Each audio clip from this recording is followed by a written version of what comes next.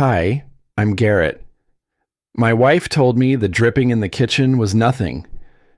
Then the plumber showed up, his hands trembling, looked me straight in the eye and said, "Sir, this isn't a leak. It's poison." Turns out, while I was busy trying to fix a broken pipe, my wife and my own brother were busy planning my slow death. One breath at a time.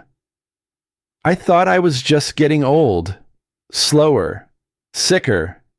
But no, they were watching me die together. And the worst part? I let them, until I didn't. If you think betrayal only happens in movies, you should see what they served me for dinner. You won't believe how this ends. I woke up just before the sun rose, like I always do. The quiet was thick, soft, almost sacred, just me and the ticking clock on the wall. Rowena was still asleep, her breathing slow, even. She looked peaceful, untouched by the things that lately seemed to crawl under my skin. I didn't want to disturb her. I slipped out of bed, careful not to creak the old floorboards. 42 years old, and still tiptoeing around like I was trying not to wake Mom on a school night. Old habits. In the kitchen, I dropped 2 slices of bread in the toaster and started the coffee machine. The faint, gurgling sound of water heating filled the air, mixing with the low hum of the morning news from the TV in the living room. It should have felt like any other day. But something was off. There was a strange smell, metallic, bitter, almost like rust, but sharper. I caught it as I passed the bathroom. It clung to the doorway for a second too long. I paused, sniffed the air again. Could have been the pipes. This house was built in the 70s, and we hadn't replaced much of anything except the paint. Still, I found myself glancing down the hallway again. The scent was faint, but it made my stomach tighten in a way I couldn't explain. I shook it off. "You always worry too much about small things, Garrett," Malcolm had said just last week at dinner. He'd laughed, clapped me on the back like I was still his little brother tagging along behind him. Let stuff go, man. Maybe he was right. I buttered my toast, poured a cup of coffee. The mug Rowena had bought me last Christmas read, "Keep calm and fix it yourself." She thought it was hilarious. I took a sip and sat down at the table. The air felt too still, like the house was holding its breath. My fingers drummed against the wood. Then I heard it. Ch-ch-ch. A soft, rhythmic sound coming from under the kitchen sink. Dripping. I walked over, crouched down, opened the cabinet doors. The smell hit me harder this time, stronger now, like pennies soaked in vinegar. It made the back of my throat itch. The pipe didn't look broken, but something was definitely leaking. I reached in to tighten the valve. No change. I pulled out my phone and called Hank. He was an old friend from back in the day. Still did plumbing part-time, even though he should have retired years ago. If anyone could figure this out, it was him. While I waited, I texted Rowena at work. "Sink leaking again. Might call Hank to take a look." No reply. I stood up, looked around the kitchen. Every little thing in here. Rowena had picked it. The curtains, the mugs, the colors. It was all curated, picture perfect. And somehow, cold. It didn't used to feel like that. Hank arrived 20 minutes later, toolbox in hand. "You again, huh?" he said, giving me a tired smile. "Let's see what this beast is doing now."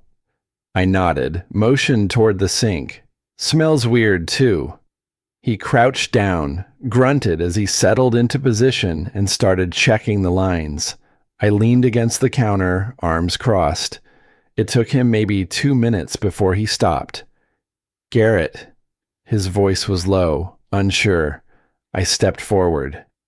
"What's up?" His face was pale. He held up a piece of tubing, his hand trembling. "This isn't a leak," he said. "This is Garrett. This is poison." I blinked, thought maybe I'd misheard him. "What?" He stood slowly, wiping his hands. "This line's been tampered with. There's residue inside, corrosive. You smell that? That's not from rust."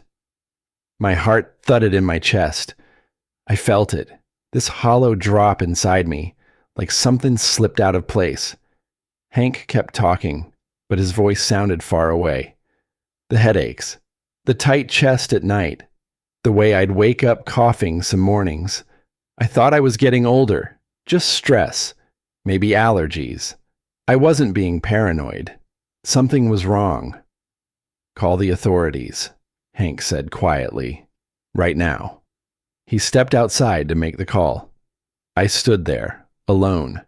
The kitchen buzzed with silence, louder than anything. I reached out and turned the faucet off. The dripping stopped. For a second, I thought that was it. But then, drip. Something cold hit my hand.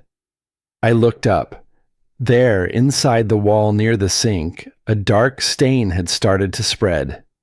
The drywall bubbled slightly, as if something behind it was pushing out. "What did you hide from me?" I whispered. That's when it all shifted. My mind, my memory, started playing scenes in fast forward. Rowena last week, smiling too wide. Malcolm dropping by, insisting on helping with some repairs. I stared at that wall like it might blink back at me. I didn't sleep that night. Not really. I laid in bed beside Rowena, my body still but my mind racing. She curled against me at some point, like she always did. Her breathing warm, steady. I stared at the ceiling in the dark, hearing every creak in the house like it was whispering back at me.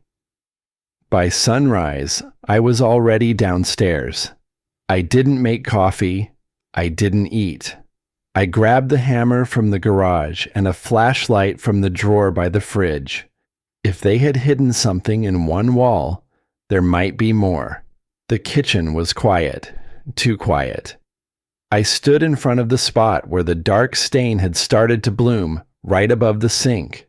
My fingers tightened around the hammer. I told myself I'd just take a look, just a peek. The first swing cracked the drywall. The second opened it. The smell hit me again, stronger this time. Not rot exactly, but chemical, acidic, wrong.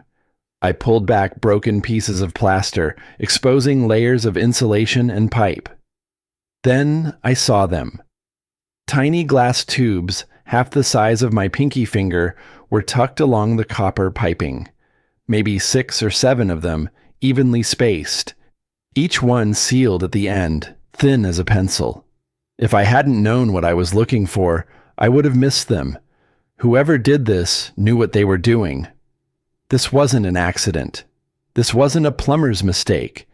This was deliberate, precise, planned. I ran the flashlight along the inside of the wall, searching.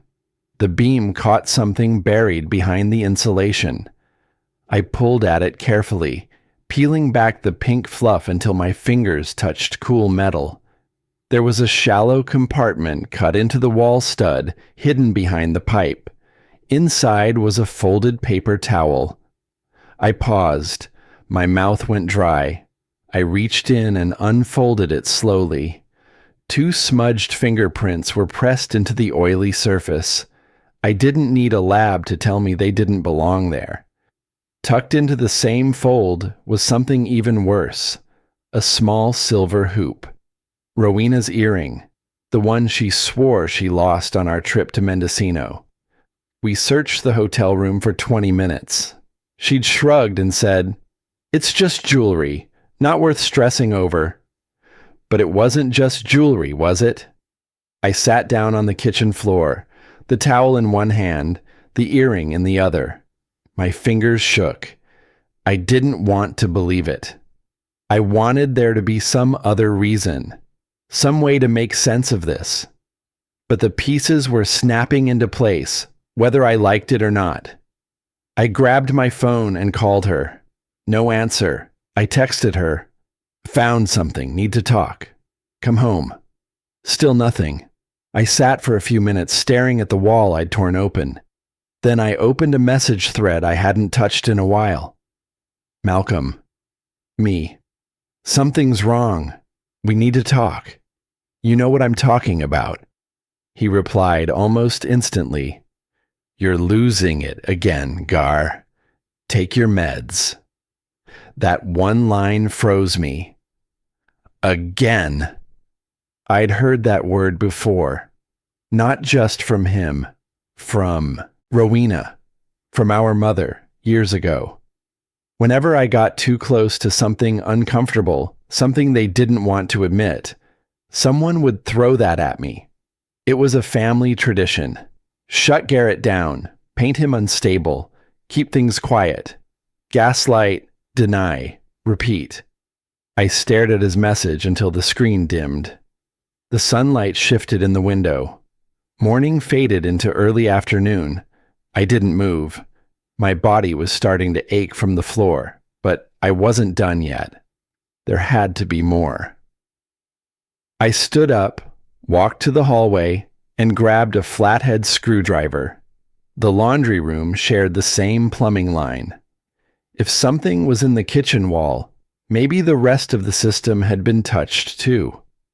I started unscrewing the panel behind the washer. That's when I remembered the barbecue, 2 weeks ago, Malcolm's backyard. The smell of ribs grilling, kids splashing in the pool. The heat of the sun, cold beer in hand. Rowena had leaned over, laughing, her hand brushing my knee. You're too paranoid to let anyone else fix the house, she'd said, teasing. Relax, Mr. Fix-It.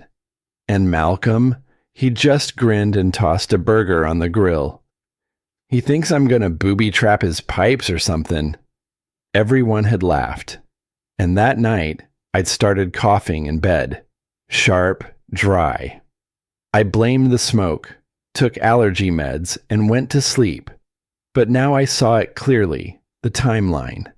The night that cough started was the night after Malcolm had gone inside to use the bathroom and offered to check out that rattle in the pipes.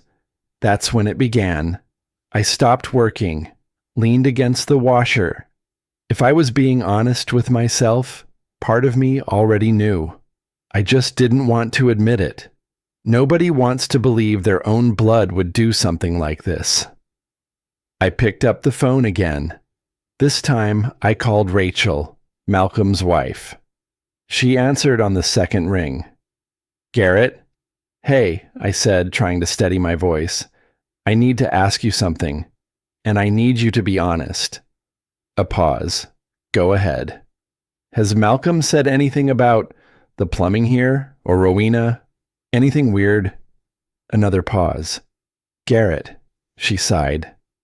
I think you need to stop this. You've always been sensitive. Maybe Rowena's not the issue. Maybe it's you. There it was again. I closed my eyes, let her words hang in the air like a bad smell. She kept talking about how stress could play tricks on you, about how I used to get fixated on things. I ended the call. Didn't say goodbye. The room felt smaller now, the walls closer. I walked back to the kitchen. The broken plaster stared back at me like an open wound. The tubes were still there. The compartment still open. The earring still in my hand. I stood there a long time. Then I heard it. Drip. It was slower this time, like the house was bleeding at its own pace. I didn't know if it was real. Maybe it was just in my head. But it didn't matter. I touched the edge of the hole in the wall. It felt cold, foreign. They've been building this for months, I whispered. I sat down on the floor again, the dust from earlier now mixed with something wet at the corner of my eye. Not screaming, not angry, just tired, just stunned. I could call the police. I could hand them everything I found. But not yet. I didn't call the police. Not that night. The thought sat heavy in my chest, turning over and over while I stared at the open wall in the kitchen. The house was quiet, but my mind wouldn't stop moving. Every sound felt sharper. Every breath felt borrowed. By the next evening, I was sitting in my small office. The only light came from the desk lamp, its yellow glow spilling over unpaid bills and old photographs. My phone sat face down beside the keyboard. I hadn't touched it all day. When it finally buzzed, the sound made me flinch. A voicemail alert. The number showed Malcolm's name. I almost didn't press play. My thumb hovered above the screen. A part of me, already afraid of what I might hear, but curiosity, or maybe desperation, won. I tapped it. At first there was static. Then a low male voice, half muffled, breaking through the distortion. She said, "Already working. Won't feel a thing. One breath, one at a time." The message clicked off. I stared at the phone. My heartbeat slowed until I could hear it in my ears. One breath at a time. That phrase had always been Rowena's. She'd say it whenever I got worked up about something. When business was slow, when my anxiety hit. "One breath at a time, Garrett," she'd whisper. "You're safe." But hearing it now, in Malcolm's voice, warped the meaning. The words didn't sound gentle anymore. They sounded like a plan. I replayed it again. The static, the broken rhythm, the breath between sentences. I could hear faint laughter underneath. Rowena's, unmistakable. I felt my throat tighten. I transferred the audio to my computer, slowed it down. The playback made the words clearer, colder. "Make sure it's slow. One breath at a time." There it was, her voice, low but distinct. Then his, answering. The two of them, calm, methodical, talking about me like I was already gone. I leaned back in my chair, staring at the screen. My hands were trembling, but not from fear this time. It was something deeper, something hollow. "You both planned this," I whispered. No yelling, no breaking things, just quiet. Like the truth had finally stripped away everything else. I sat there for a while, listening to the voicemail on loop until the words stopped sounding human, just noise. Then my mind went somewhere I didn't want it to go. Thanksgiving. 2 years ago. I could see it clearly. My mother's house, the smell of turkey and cinnamon, the hum of football from the living room. Rowena had met Malcolm for the first time that night. She'd laughed at his jokes, leaned a little too close when he passed her the gravy. I noticed, but I'd brushed it off. Families flirt with charm, not intent. Mom had chuckled, said loud enough for everyone to hear, "Rowena looks safer with Malcolm than with you, Garrett." Everyone had laughed, even me. Now that memory burned. Every laugh, every glance, every clink of a wine glass. They all rewrote themselves in my mind. The affair didn't start with passion. It started with partnership. And poison. I stood up, grabbed my keys, and drove. I didn't plan it. I just needed to see. The night air was thick. By the time I pulled up in front of Malcolm's house, my knuckles were white on the steering wheel. The lights were on inside. I cut the engine and sat there in the dark, the hum of the streetlight the only sound. Through the front window, I saw them. Not close, not touching, but together. Rowena was sitting at the dining table, her head bent over a stack of papers. Malcolm stood beside her, pointing at something. She nodded, wrote something down. Then I saw it. The logo on the top page. My insurance company. My breath caught. They were changing something. The beneficiary, maybe. The policy amount. Whatever it was, it had my name on it. I didn't move. I just watched. 5 minutes. 10. Long enough to see her smile at him like she used to smile at me. Long enough to understand that what they shared wasn't passion, it was purpose. When I finally drove away, the road ahead blurred. I didn't turn on the radio, didn't say a word. All I could hear was my breathing, one breath at a time. That phrase used to mean hope. Now it meant endurance. Back home, I walked into the kitchen and turned on a single light, the one above the counter. The smell of metal was still there, faint but lingering. I picked up the blue towel that Rowena had given me months ago. Soft, like you, she'd said. It was still folded neatly, untouched. I rubbed it between my fingers. The fibers were smooth, familiar. You almost won, I whispered. My voice surprised me. Not angry, not broken, just calm, then softer. Almost. I set the towel down and looked toward the dark hallway. Something shifted inside me then, the first flicker of resolve, the quiet that comes before fire. By the next morning, I stopped being afraid of dying and started being curious about how far they'd go. By mid-morning, I sat alone at the kitchen table, the voicemail still echoing in my head. I didn't eat, didn't drink, just stared at the wall I'd torn open days ago, the exposed pipes like bones in a broken chest. That was when I picked up the phone and dialed Malcolm. He answered on the third ring. His voice was smooth. Too smooth.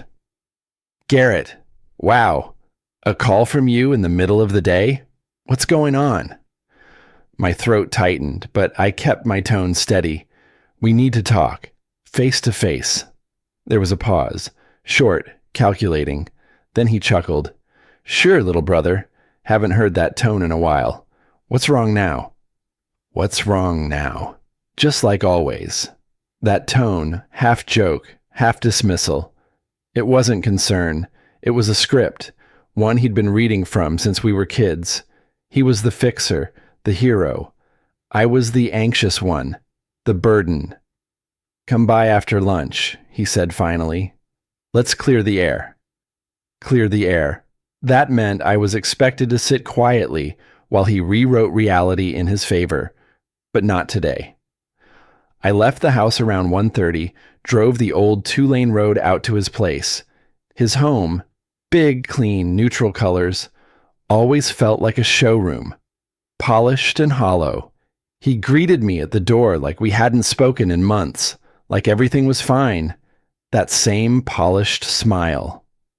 Coffee, he offered, already turning toward the kitchen. No, I said flatly. But I smelled it anyway, burnt and bitter, just like always. Rowena wasn't there. Her silence felt deliberate. Still, her coat hung by the door, the one I bought her last Christmas. Beige wool, expensive. She told me she loved it. We sat across from each other at the dining table. I didn't waste time. You changed the pipes in my house. He stirred his coffee. 1, 2, 3 circles, calm as ever. You sound crazy. You left something behind. Your fingerprints. That froze him.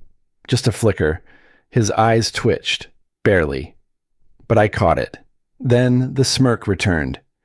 You really think anyone would believe you? There it was. The truth underneath the smile. He didn't need to deny it. He already owned the narrative. He had history on his side. My old panic attacks, my divorce, the way our family always looked at me like I was made of glass. His voice dropped lower. Gar, you've been under a lot of stress since before Rowena.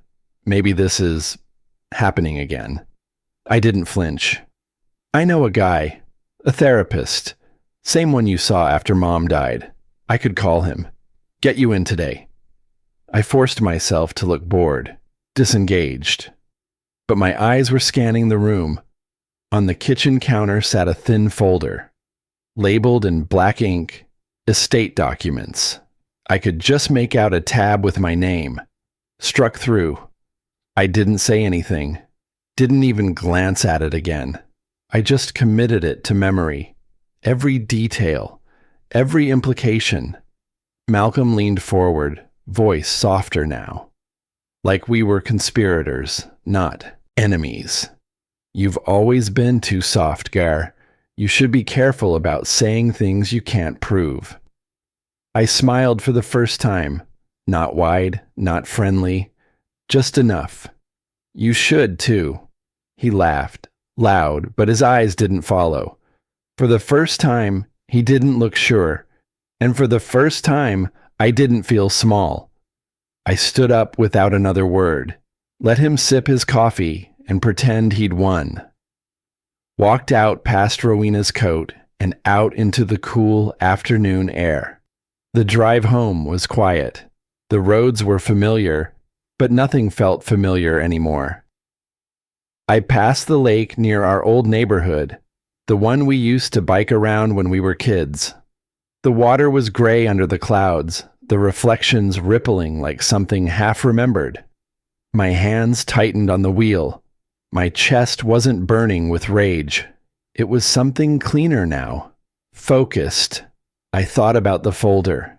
The crossed-out name. Mine. He didn't want me hurt. He wanted me erased. He didn't want drama. He wanted absence. But I wasn't done. "You've written my obituary, brother," I muttered. "But I'm not done speaking." I pulled into my driveway slowly, watching the shadows stretch across the yard. The house waited in silence. That night, I stayed up late, sitting in the same kitchen chair, staring at the wall. And that was when I decided to record everything. But what I caught on camera wasn't what I expected. I didn't sleep that night. I just sat in the dim hallway outside our bedroom, waiting for the right moment. Every sound from inside, every creak, breath, and shift in the sheets was memorized. I told myself I wasn't doing this out of revenge. I wasn't trying to catch them for justice. I wanted truth. Pure, unfiltered truth. And maybe, if I saw it with my own eyes, I'd stop feeling like I was losing my mind. The next morning, while Rowena was out running errands, I got to work. I'd kept a compact security camera from a job last year, the kind you could hide in a vent or behind molding. I installed it low, just inside the pantry door, pointed toward the sink. Discreet, almost invisible unless you knew where to look. I left the wall half open, made it look like I'd paused mid-repair. That way, if anyone opened the cabinet, they'd think I was just too tired to finish. No police, no Hank, no family. I didn't want help. I wanted answers. That night, I pretended to fall asleep on the couch. I left the kitchen light dimmed low, enough for the camera to capture clear footage. I made sure the door to our bedroom was cracked, just enough for her to assume I'd turned in early. I lay there, listening, waiting. Hours passed. The house groaned and settled. The wind scratched against the window panes. Then, somewhere past 2 a.m., I heard it. The faint creak of the floorboards near the kitchen. Footsteps. Her voice. "He doesn't suspect a thing," Rowena whispered. I didn't move. I didn't breathe. I just listened, the blanket over me now feeling heavier than concrete. The next morning, after she left for work, I went straight to my office, pulled up the feed.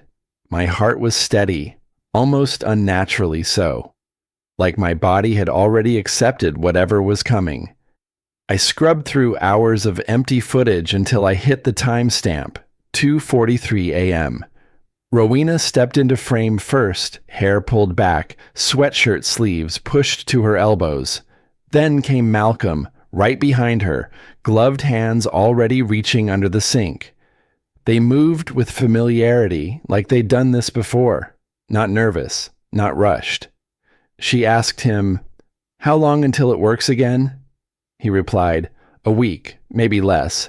Don't worry, he'll just fade. I paused the video, rewound it, played it again, over and over. I zoomed in. She was wearing my hoodie, the one I thought I lost. The one she told me must have been donated during spring cleaning. It had my name stitched inside, a birthday gift from my mother. Rowena always said it was her favorite thing of mine to borrow. Now it was part of the costume she wore while plotting to erase me. I stared at the screen for a long time, longer than I can recall. At some point, I turned off the monitor and just sat in silence. No shaking, no screaming, just stillness. Every moment we'd ever shared twisted itself inside me. The mornings we made coffee, the way she used to kiss me on the cheek when I fixed the porch light. She had stood beside me at my lowest. Now she was orchestrating the end of me, but the ache wasn't sharp. It was dull, slow, heavy, like water filling a sinking boat. Around noon, I finally stood up, washed my face, did the dishes, fixed a flickering bulb in the hallway, mowed a strip of lawn. I didn't speak, didn't turn on music, didn't text anyone. To the world, it was just another quiet Tuesday. By mid-afternoon, I copied the footage to a flash drive, walked it out to the old tool shed, and tucked it into a rusted coffee tin under the workbench. Rowena never stepped foot out there. Said it smelled like oil and regret. She wouldn't find it. That evening, she came home with a bag of groceries and 2 bottles of wine. Set the table like nothing was wrong. "You're quiet today," she said, watching me from across the kitchen. I dried my hands on a towel. "I'm just thinking." She tilted her head. "About what?" I turned to face her fully and smiled just enough to unsettle. How fragile pipes can be when people mess with them. She blinked. Just once. Her smile held, but only just. The tension was a thread pulled taut between us. We ate dinner in polite silence. She asked about the weather. I asked about her coworker's birthday party. We laughed at the right moments, smiled on cue. But beneath the surface, we were no longer husband and wife. We were opponents in a quiet war neither of us acknowledged aloud. Later, as she showered, I installed a second camera, this time in the hallway, pointed toward the basement door. If Malcolm ever entered again, I'd see it. Before bed, I stood in front of the mirror brushing my teeth. "They think I'm dying," I said softly to my reflection. Maybe it's time I let them believe that. The camera's red light blinked softly from its new corner. I turned off the bathroom light and stood still, letting my eyes adjust to the dark. The hallway stretched out quiet, except for the low hum of the refrigerator and the soft tick of the old wall clock near the kitchen. I didn't go straight to bed. I sat on the edge for a long time, watching the shadows move across the ceiling. If they wanted to see how long I'd last, I'd give them something to watch. Something slow. Something unforgettable. The next morning, I added a faint cough as I walked into the kitchen. Subtle at first, just enough to catch Rowena's attention without raising suspicion. I let the spoon clink louder against the cereal bowl, my hand shaking ever so slightly. I fumbled my vitamins, letting them roll across the counter. Rowena noticed. I could see it in the way she shifted. Less concern, more calculation. "You okay?" she asked, reaching for a coffee mug. Her tone was light, casual. I nodded slowly. "Just tired. Didn't sleep much." She brought the coffee to my side of the counter, placing it gently, like I was made of glass. "You've been pushing too hard lately. Maybe you should rest more today." I smiled faintly. "Maybe you're right." That afternoon, I placed my prescription bottles where she could see them, lined up near the sink. I took one out, popped the cap, and left it half open, the label conveniently turned toward the light. Later, I forgot to take it. Then again the next day. She never reminded me. Malcolm showed up that evening, unannounced, with a paper bag of herbal supplements and that same wide grin he used to win over our family. "Just thought you could use a little boost," he said, setting the bag on the counter. "Good stuff. Organic." "Appreciate it," I muttered, avoiding his eyes. He didn't linger. He never did. These days, he played the role of the helpful brother just long enough to plant a seed, then left before it could grow questions.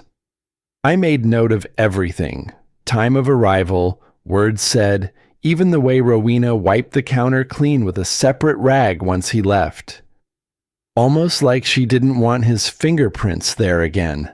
Each night, I wrote it all down. In a notebook I kept behind the water heater, wrapped in duct tape and sealed inside a plastic bag. Every cough I faked, every look she gave me, every phrase that felt rehearsed. They were careful, but not perfect. By the fourth day, I made my move. I waited until Rowena went to her yoga class, always Tuesdays at 6:30. I slipped into the crawl space and rerouted the water line that Malcolm had tampered with. It took an hour, maybe more, but I sealed the new connection and ran it through a pipe that emptied discreetly into a glass jar in the basement. From that moment on, not a single drop of their poisoned water touched my lips. That night, when Rowena handed me a glass, I took it with a smile, but didn't drink. I just held it, watching her watch me. "You should stay hydrated," she said, softly. I nodded, setting the glass on the end table. "I will." I never touched it. In the morning, the water had evaporated just a bit. Somehow, that gave me comfort.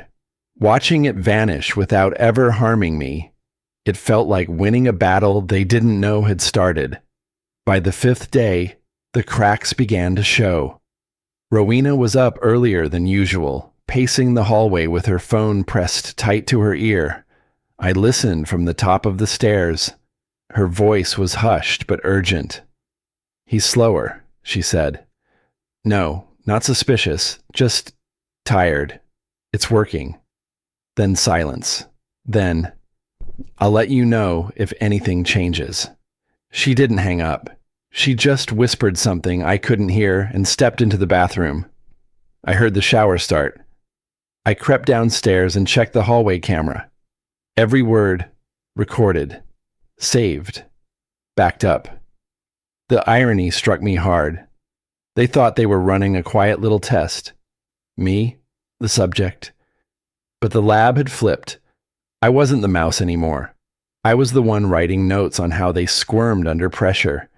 The shift was subtle, but I felt it everywhere. My footsteps were steadier, my breath more deliberate. I wasn't reacting anymore. I was conducting. That evening, I sat on the porch, blanketed in a worn flannel and staring into the late October dusk. Rowena joined me with 2 cups of tea, handing one over. "I was thinking," I began, keeping my voice low, "maybe I've been too quick to judge." She tilted her head, surprised. "What do you mean?" "Paranoia. Thinking something's wrong when maybe it's not. Maybe I've been stuck in my head." She reached out, touching my hand lightly. "That's good, Garrett. That's really good." I met her eyes. "So I was thinking, let's have dinner. Just us. And Malcolm. A chance to talk. Clear the air." Her hesitation was brief but visible. "All 3 of us?" I nodded. "I need closure. Or forgiveness. Maybe both." She smiled. "Okay. That sounds like a good step." That night, after she went to sleep, I stood in the kitchen, staring at the dishes. I picked out 3 plates, our everyday set, not the nice ones. I laid them out on the table, one by one. I knew exactly which plate would carry the surprise. Not something lethal. Nothing that would make me a murderer. But enough to finally shift the balance in the room. They needed to know I wasn't the one being studied anymore. That thought sat with me all day as I cleaned the kitchen, polished the old dining table, and folded the cloth napkins Rowena only brought out for holidays. I set 3 plates down with care, spacing them just right. No music, just silence, and the occasional creak of the house settling around me. By 6:30, everything was ready, the lights dimmed warm, casting a soft gold over the wood and silver. The table looked almost inviting. I even lit a candle, though it wasn't for the mood. I just wanted the room to feel real, peaceful, like the calm before a confession. When Rowena walked in, she blinked at the setup like it didn't belong in this house anymore. "This looks nice," she said, smoothing her blouse. Her eyes searched the room, always scanning. "It should," I replied evenly, lifting the wine bottle. "It's our last supper together." She laughed, but it didn't carry. Malcolm followed a few steps behind, that familiar swagger still stitched into his shoulders.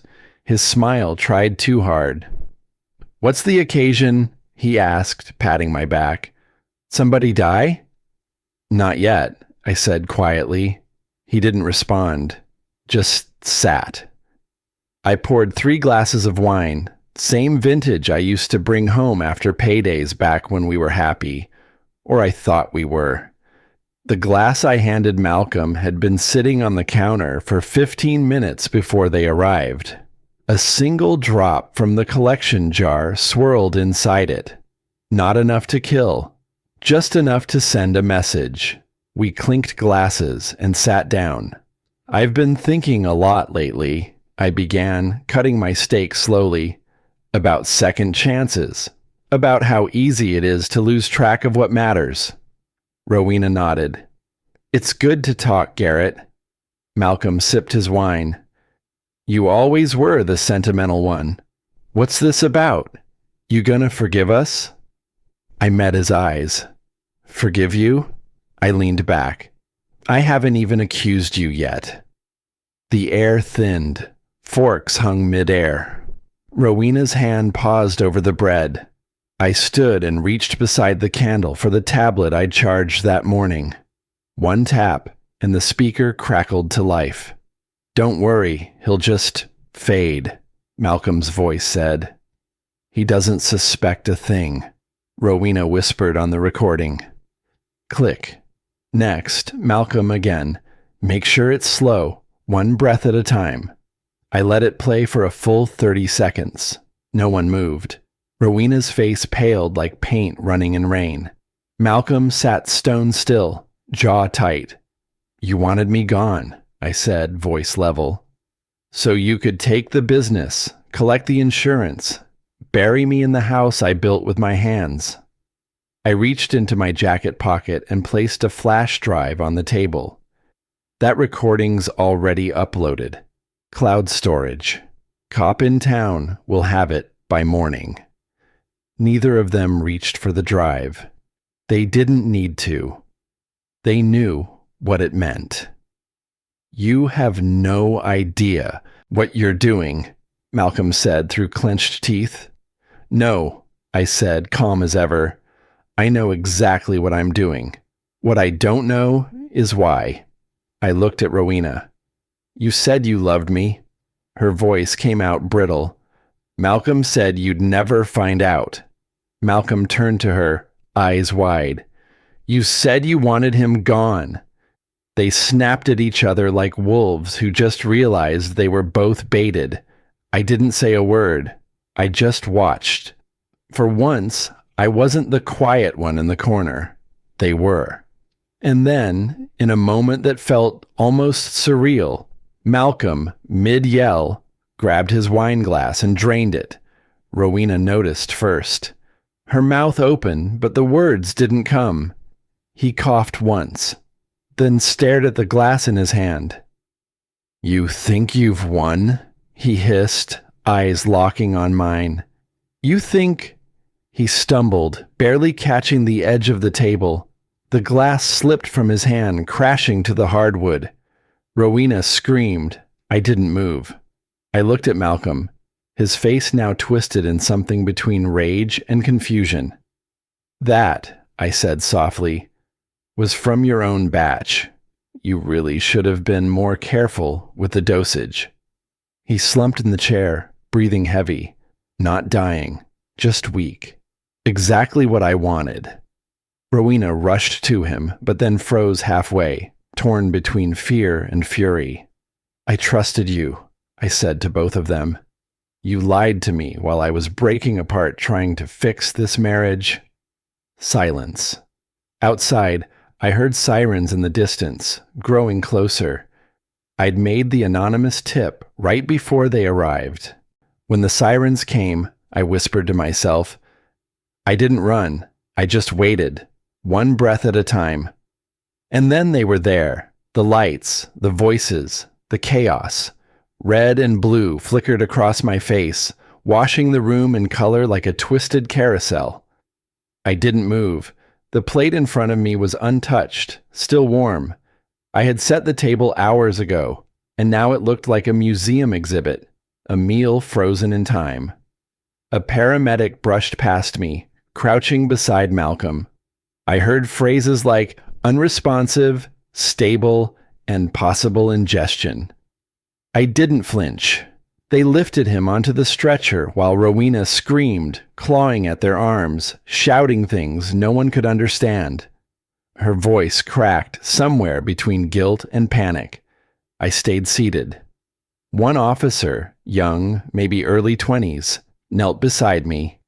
He had kind eyes and the kind of voice people use with someone they're not sure is the victim or the villain. Sir, are you injured? No, I replied quietly. Just tired. They didn't cuff me. They didn't raise their voices. They simply guided me out, gently, like I was an old man who'd wandered off course. I walked past Rowena as they held her back. Her eyes locked onto mine, wide and wet, but not out of love. It was fear, and I didn't blink. Hours later, I sat in a room that felt more like a freezer than an interrogation chamber. Harsh white light, a cheap metal table, and 2 chairs. One was occupied by a detective who looked like he'd seen too many lies in too little time. He didn't raise his voice either, just leaned in, elbows on the table, fingers interlocked like he was talking to someone fragile. You're telling us he drank poison meant for you? I nodded. That's correct. And you didn't stop him? Silence filled the room. I let it linger. I didn't know how to stop someone from what they already started months ago. His jaw tightened slightly. You knew. Yes. No excuses, no explanations. Just the truth. But it didn't sound like confession. It sounded like closure. Weeks passed. The house was quieter now, though it hadn't been noisy to begin with. Hank came back, the plumber.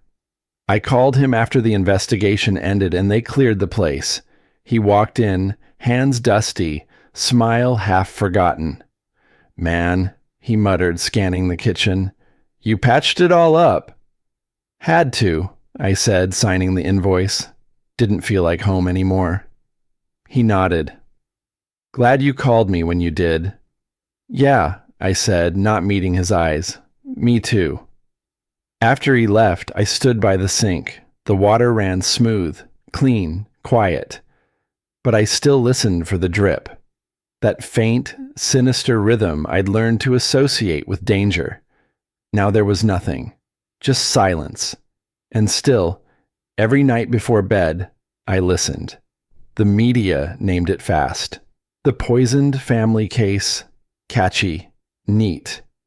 They wrote headlines that danced around the truth, calling it a bizarre case of betrayal and inheritance, a near-perfect crime unraveled by suspicion. Some people in town avoided eye contact when I passed. Others gave me long, lingering stares. Not cruel, just uncertain. Like they couldn't decide whether to pity me or fear me. I didn't mind.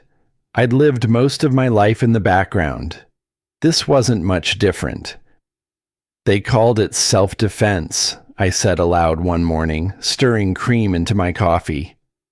But there's nothing defensive about surviving like that. It wasn't bravery. It was necessity. A month after the dinner, I visited Malcolm's grave. It sat in the city cemetery, off to the side. No nameplate, no stone, just a patch of grass that hadn't settled yet. I brought a blue towel. It was the same one Rowena gave me when we first started dating. Said it was her favorite color. For some reason, I'd kept it, folded it neatly. I laid it at the foot of the grave, not out of forgiveness, just finality. You always said I overthought things, I whispered, crouching low. Maybe that's why I'm still here. No one else was around, just me, the wind, and the weight of things left unsaid. As I stood, a breeze picked up. The clouds were heavy, and the air smelled of rain. Then it came, one single drop, landing on the back of my hand. I stared at it, waiting for it to sting. It didn't. It was just water, clean, finally. And I whispered to the grave, to no one, maybe just to myself. But healing isn't peace. And peace, I learned, is never clean. I said it out loud that morning as I folded a towel and slid it into the drawer, same as I'd done every Thursday for years.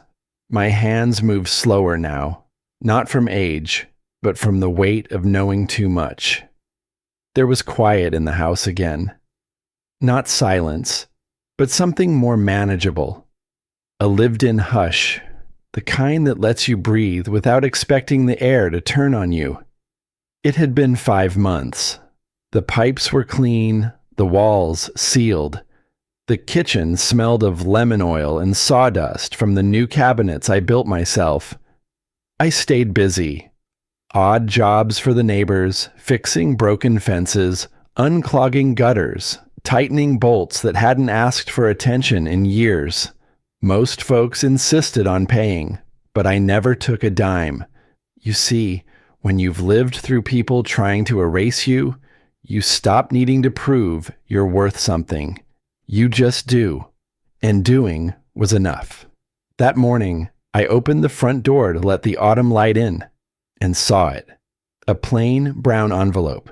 No stamp, no return address, just sitting there like it had grown up through the porch slats. I bent down and picked it up. Light, soft. Inside, a USB drive.